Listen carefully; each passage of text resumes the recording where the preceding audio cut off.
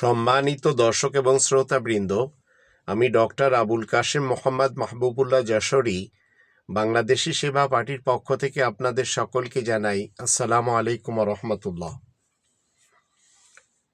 আপনারা কখনো নিজেদের ব্যক্তিত্বের কাছে কি প্রশ্ন করে দেখেছেন যে আপনারা কোরআনের 5টি দাবি থেকে উলামায়ে কাফের, বক্তা, হুজুর, জামানার ইমাম, পীর এদের কারণে দূরে সরে আছেন? আপনাকে যেটা পড়তে বলা হয়েছে তার কারণ আপনাকে যেটা পড়তে বলা হয়েছে। উলামায়ে কাফেররা আপনাদেরকে হরেক রকমের হারবা তৈরি করে, হরেক রকমের স্টেশন তৈরি করে, হরেক রকমের ধোকার জাল বিছিয়ে আল কোরআনের 5টি দাবি থেকে দূরে সরিয়ে নিয়েছে। এটি কি কখনো চিন্তা করেছেন? আর আল কোরআনের 5টি দাবির সাথে যদি আপনি সম্পৃক্ত না হন, তাহলে এই কালে এবং পরকালে নাজাত চান কেন?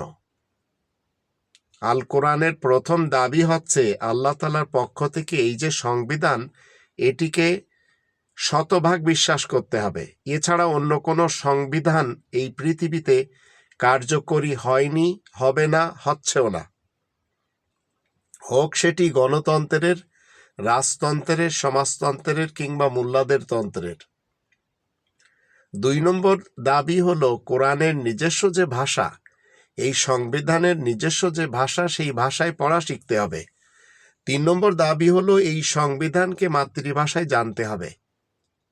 আর 4 নম্বর দাবি হচ্ছে এই আল্লাহ তাআলার লিখিত আল কিতাব, এই কালামুল্লাহ, এই আল কোরআন যে নির্দেশ দেয়, যে আদেশ দেয়, যে নিষেধাজ্ঞা দেয়, সেই মতে নিজেদের জীবন পরিচালনা করতে হবে। আর 5 নম্বর দাবি হলো এই কনস্টিটিউশনের, এই সংবিধানের, এই আল কোরআনে তাবলীগ করতে হবে। তো আপনার বয়স যদি আজ 40 হয়, মাতৃভাষায় অর্থসহ আপনি বুঝে বুঝে একবারও পড়েননি, তাহলে আপনি কেন বলছেন যে আপনি আপনার জীবনে কোরআন মেনে চলেছেন? তবে আপনারা যদি জামাত শিবিরের কিংবা আপনারা যদি চরমোনাই আর হিফাজত কিংবা তরিকতের হন, তাহলে আপনাদের যত কাফের মৌলবী আছে তারা রাস্তায় এনে আপনাদের দিয়ে স্লোগান দেওয়া হবে, আল কোরআনের আলো ঘরে ঘরে জালো। তো এই ধরনের কথা বা স্লোগান দিয়ে আপনাদের লাভ কি, যদি আপনারা কোরআনের পথে, কোরআনের এই 5টি দাবি মেনে না থাকতে পারেন?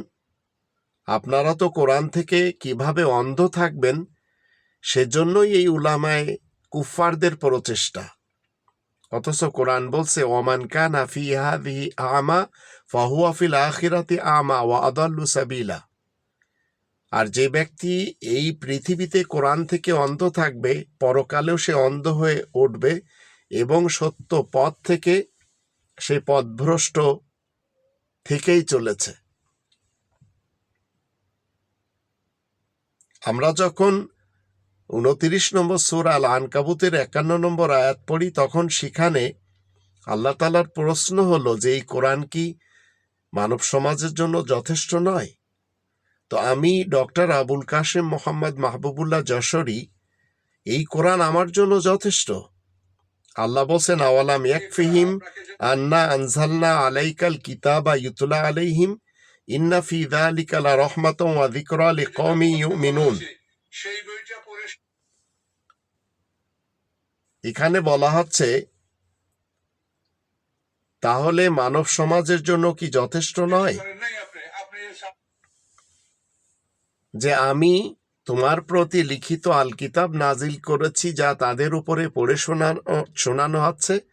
নিশ্চয় এতে রহমত এবং উপদেশ রয়েছে সেই কওমের জন্য যারা নিজেরা শান্তিতে থেকে, যারা নিজেরা নিরাপত্তায় থেকে অন্যদেরকে শান্তি এবং নিরাপত্তা প্রদান করে। তো আপনি আমি যদি এই কোরআন মেনে জীবন কাটাতে পারি, কোরআনকে যথেষ্ট মনে করি, তাহলে জান্নাত আমাদের জন্য নিশ্চিত থাকবে ইকালে এবং পরকালে। অথচ আজ এই বাংলাদেশের বাঙালিরা, অন্যান্য দেশেরও বাঙালিরা কোরআনকে বাদ দিয়ে তারা কত আন্তর্জাতিক খ্যাতিসম্পন্ন ওয়াইজিনদের দিয়ে, হুজুরদের দিয়ে, পীরদের দিয়ে, পুরোহিতদের দিয়ে ওয়াজ মাহফিল করাচ্ছে এবং তাদের পিছনে ছুটেই চলেছে। তা আমি বাংলাদেশি সেবা পার্টির পক্ষ থেকে আপনাদেরকে বলবো, আপনারা যারা মাতৃভাষায় অর্থসহ কোরআন পাঠ করেননি, যারা কোরআন বুঝতে চাননি, যারা কোরআন নিয়ে চিন্তা ভাবনা করেননি, দয়া করে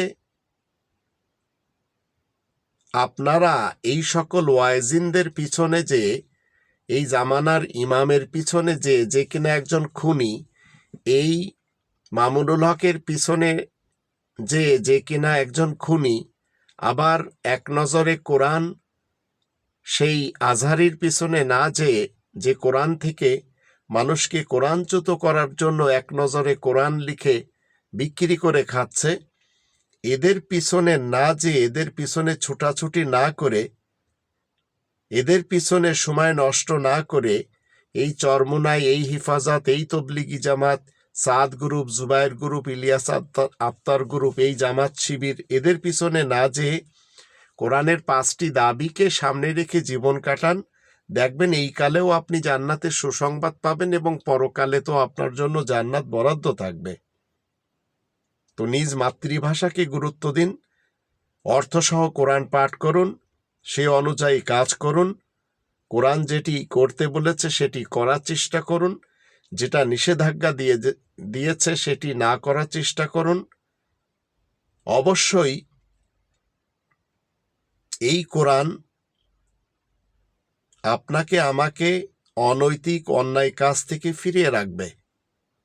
যদি আমরা রব্বানি সিস্টেমকে মেনে কাবার একটি নিয়মে নামাজ কায়েম করি, যেটি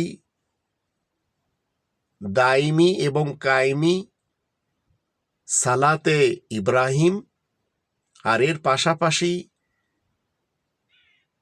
দাইমি সালাতে শোয়েব আমরা যদি আপনাই এবং সেই মতে জীবন কাটাই, অবশ্যই আমাদের জান্নাত কেউ কেড়ে নিতে পারবে না, by the name of Allah.